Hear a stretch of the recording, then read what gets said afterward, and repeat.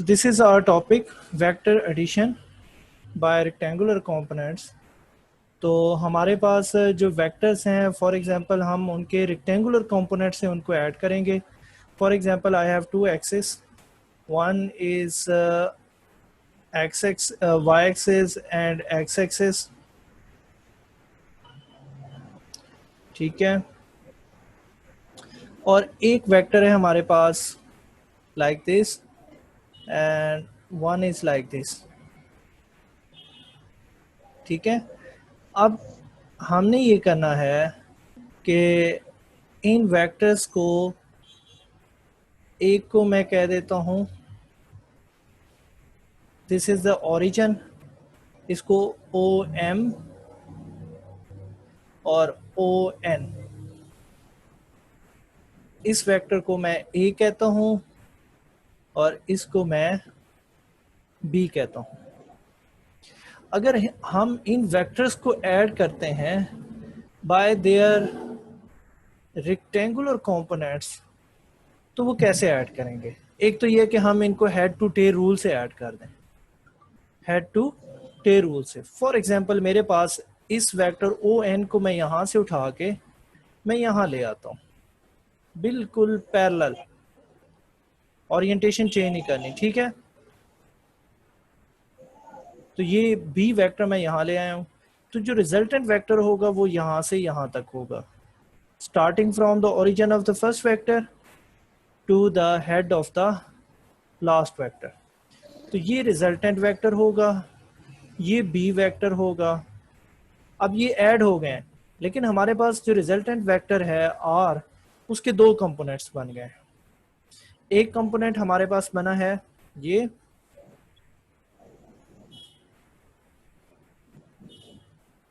ठीक है, और एक कंपोनेंट उसका बन गया ये वाला. ठीक है,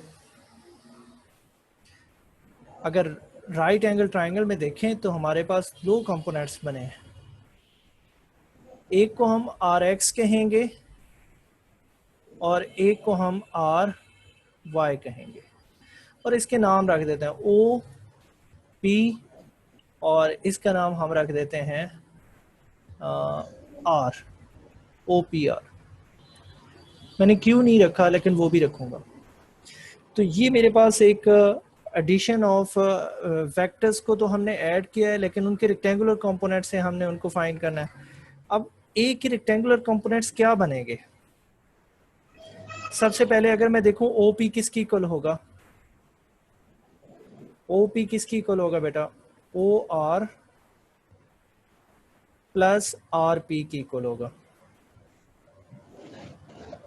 ठीक है, ऐसे ही होता है. जी सर. ओ पी की जगह हम लिखेंगे आर वेक्टर, और ओ आर की जगह लिखेंगे आर एक्स और साथ आई यूनिट वेक्टर. अगर मैं ऊपर एरोहेड नहीं लगता तो इधर मैं उसका यूनिट वेक्टर लिखूंगा, और आर पी की जगह मैं लिखूंगा आर वाई साथ J unit vector. It's equation number 1. Clear? अब मैं वेक्टर्स ए और बी को उसके रेक्टेंगुलर कंपोनेंट्स में डिवाइड करता हूँ, जो ये जहाँ पे बात कही गई है. तो फॉर एग्जांपल मैं, आप देखें कि ए वेक्टर के दो कंपोनेंट्स बनेंगे. एक बनेगा ये कंपोनेंट, मैं इसको दोनों ब्लैक से कर देता हूँ, थोड़ा सा यहाँ से कर लेते हैं ताकि प्रोमिनेंट हो. बस वैसे ये लाइन के ऊपर ही लाइन आनी है. ये इसका एक्स कंपोनेंट और ये इसका वाई कंपोनेंट. एक्स कंपोनेंट और वाई कंपोनेंट. एक्स कंपोनेंट को हम कहेंगे ए एक्स और वाई कंपोनेंट को कहेंगे ए वाई.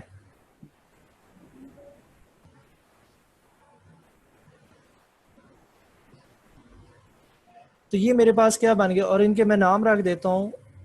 यहां तो एम है, यहां मैं रख देता हूं क्यू, ओ एम क्यू. तो ओ एम ओ क्यू जो होगा एक्स कंपोनेंट ऑफ ए है, और जो वेक्टर जैसे ऐसे एक वेक्टर होता है उसके दो कंपोनेंट्स होते हैं ना, एक ये कंपोनेंट और एक ये कंपोनेंट। अगर ये ए वेक्टर है तो इसका ये ए एक्स होगा और ये ए वाई होगा।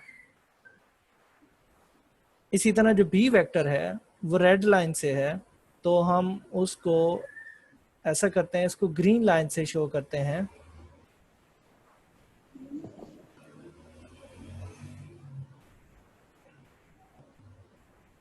तो इसके कंपोनेंट्स भी ग्रीन से आ जाते हैं, एक ये एक्स कंपोनेंट और एक ये जो कि इसका वाई कंपोनेंट। तो इस कंपोनेंट को इसके नाम पहले रखें, यहाँ तो m है, ये यहाँ लिखा हुआ है m, तो m को मैं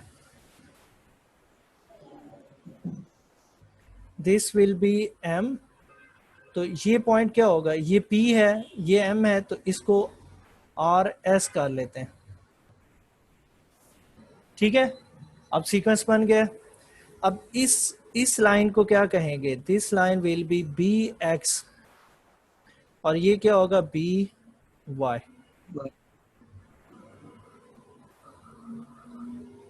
अच्छा, दूसरी बात, अब हमने तो आर एक्स किसकी इक्वल होगा, क्योंकि हमें यहाँ पर आर एक्स की वैल्यू चाहिए।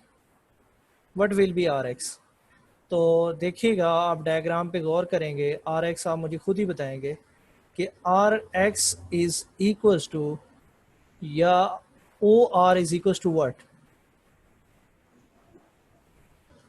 ओ आर लाइन किसकी इक्वल है, O Q OP plus Q PP R. O R जो लाइन है वो है आर एक्स यहां से लेकर यहां तक, ये आर एक्स हो गया, और ओ जी क्यू क्या है, A X plus Q R ये क्या है। अगर रेक्टेंगल में अपोजिट लाइंस क्या होती हैं, रेक्टेंगल में यहाँ पे एक रेक्टेंगल सा बन रहा है, तो जिसको मैं शेड कर देता हूँ। ठीक है, अपोजिट लाइंस क्या होती हैं, इक्वल। अगर ये बी एक्स है तो ये भी क्या होगा,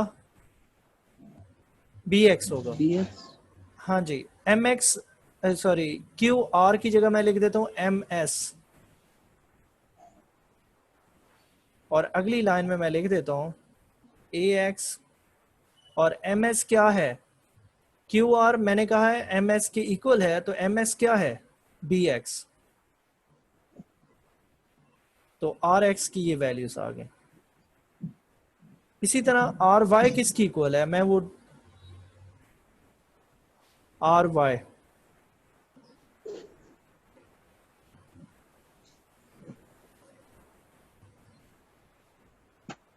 मैं इसकी थोड़ा कलरिंग चेंज कर रहा हूँ बस, और कुछ नहीं कर रहा। ये तो बी एक्स ही था,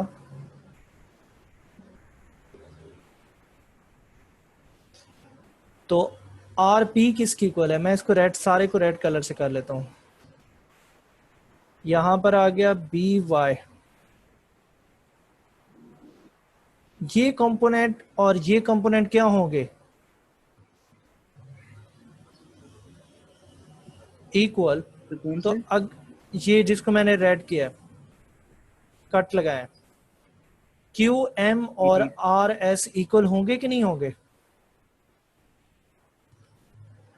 कि क्योंकि ये Q रेक्टेंगल में अपोजिट कंपोनेंट्स हैं, R इक्वल होंगे। तो ये ए, वो ए वाई है, तो ये भी क्या होगा, ए वाई। equal हाँ जी, तो ये सारा का सारा कंपोनेंट आर वेक्टर का कौन सा कंपोनेंट है, आर वाई कंपोनेंट है। तो अगर आप देखें कि आर वाई हमने फाइंड करना है, तो हम लिखेंगे आर पी, और आर पी किसकी इक्वल होगा, R S plus S P, ऐसे लिखेंगे। आर पी की जगह लिखेंगे आर वाई, और आर एस की जगह क्या लिखेंगे, R S is equal to Q M,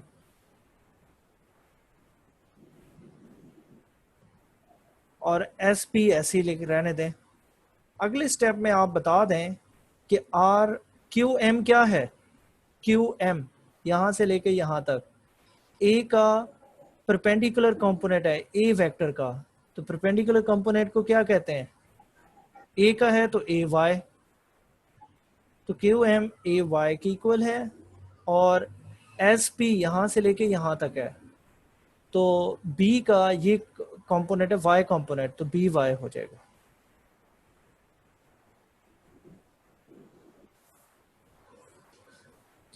so it's mean कि हमारे पास अगर हमने ये लाइन फाइंड करनी है तो हमने, क्योंकि ये अपोजिट साइड्स इक्वल हैं, तो दिस इज ए वाई। अगर ये ए वाई है तो ये भी क्या होगा? ए वाई होगा। ये रेड लाइन और ये रेड लाइन क्या होगी? इक्वल। ये ए वाई है तो ये भी ए वाई, ये वैसे बी वाई था, तो टोटल को सम करें, A Y plus B Y is equal to क्या होगा? R Y. क्या होगा? R Y. R Y. इसी तरह अगर एक्स एक्सिस पर आए तो इस लाइन को हम कह रहे हैं ए एक्स, क्योंकि, और अगर ये बी एक्स है तो ये भी क्या होगा? बी एक्स होगा। तो ये ए एक्स है यहां से लेकर यहां तक,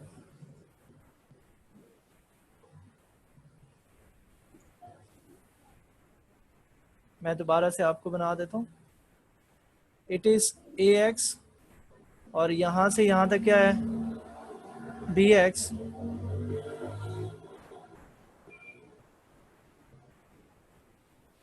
तो टोटल को अगर हम ऐड करेंगे तो क्या बनेगा? R X. A X plus B X को ऐड करेंगे तो आर एक्स, ए वाई और बी वाई को ऐड करेंगे तो आर वाई। अब आर एक्स और आर वाई की वैल्यू इक्वेशन नंबर 1 में पुट कर दें। यहां पे लिखें putting the values of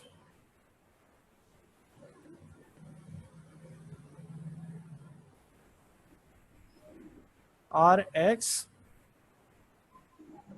and ry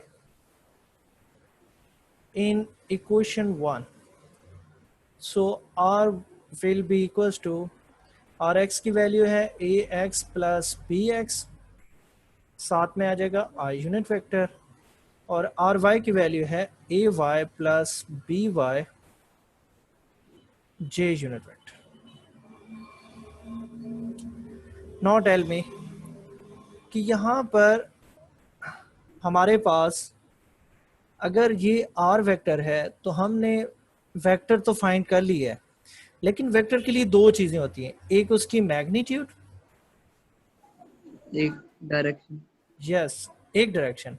magnitude find करनी है हमने, तो जो उसके आई कंपोनेंट है उसका स्क्वायर और जे कंपोनेंट का स्क्वायर ले लें और होल स्क्वायर रूट ले लें तो उसकी मैग्नीट्यूड आ जाएगी।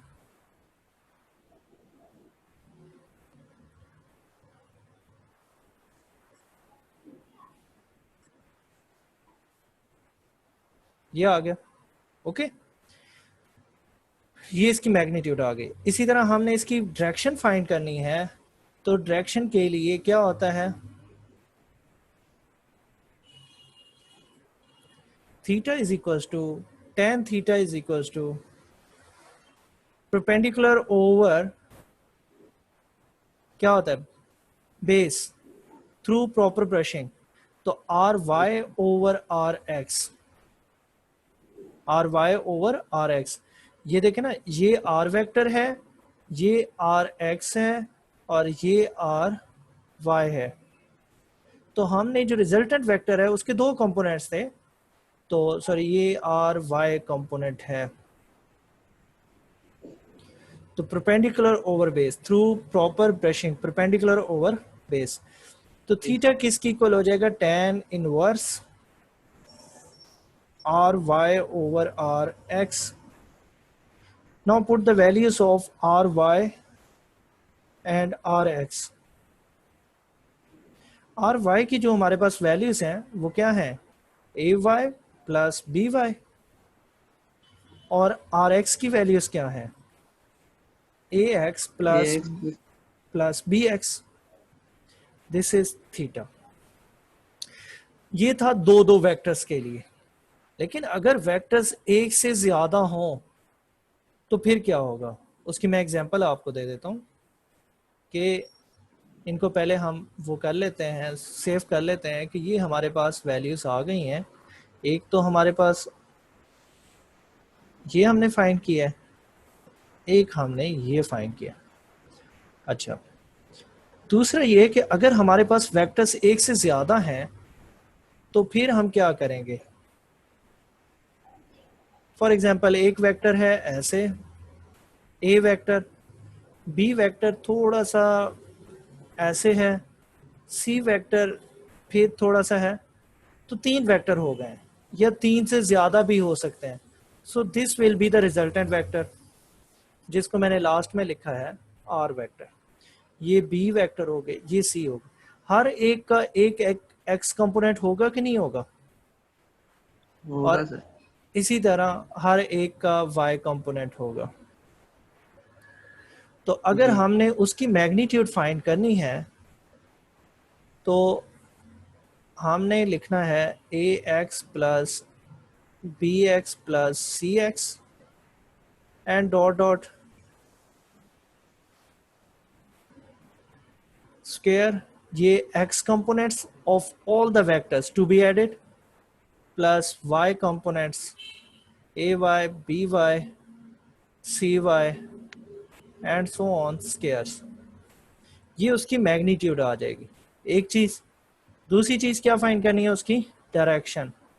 तो theta is equal to tan inverse ay, by, cy। अब जितने वेक्टर्स हैं उतने उसके सबके y कंपोनेंट्स ओवर उनके x कंपोनेंट्स।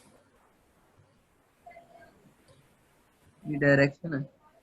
ये उसकी डायरेक्शन आ जाएगी। वहां पे दो दो वेक्टर्स थे ना, ठीक। ए और बी थे, तो उनके Y components over X components.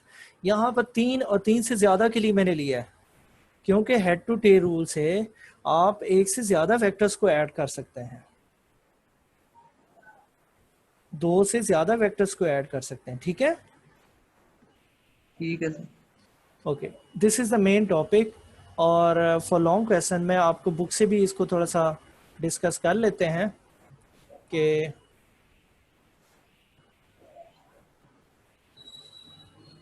तो यहाँ पर हमारे पास क्या आ रहा है, vectors addition by rectangular components. तो हमारे पास यहाँ पर एक वेक्टर था, उसने कहा let A and B the two vectors which are represented by two directions OM and ON respectively. Vector B is added by head to tail rule, so R is equals to A plus B। और in the direction, R की direction क्या है, O से P तक है। अब हमने क्या किया है कि A वेक्टर को उसके कंपोनेंट्स में AX और ए वाई में डिवाइड किया, और बी को उसके कंपोनेंट्स बी एक्स और बी वाई में डिवाइड किया। अब जो आर वेक्टर होगा, आर एक्स किसकी इक्वल होगा, A X, B X and R X are the X components of the A, B and R. ठीक है, तो उसको आर एक्स फाइंड किया है। इसी तरह आर वाई किसकी इक्वल होगा, B Y, A Y, B Y and R Y. ये उसके वाई कंपोनेंट्स होंगे ए, बी, आर के, उनको हमने ऐड किया। फिर हमने वेक्टर किस तरह लिखते हैं, vector R resultant vector is equals to its X component plus Y component. R X की वैल्यू लिखी है, आर वाई की वैल्यू लिखी है, फिर उसकी मैग्नीट्यूड फाइंड की है, फिर हमने उसकी डायरेक्शन फाइंड की है, फिर हमने उसको एक से ज्यादा वेक्टर्स के लिए उसकी मैग्नीट्यूड और डायरेक्शन को फाइंड किया है। ठीक है, ओके। ठीक है सर। तो बस इस तरीके से आपने इस ओके। टॉपिक को प्रिपेयर करना है। इट्स अ लॉन्ग क्वेश्चन, तो जहाँ पर जो प्रॉब्लम हो तो आपने मुझसे डिस्कस करनी है। ओके, अल्लाह हाफिज़। ठीक है सर। अल्लाह हाफिज़।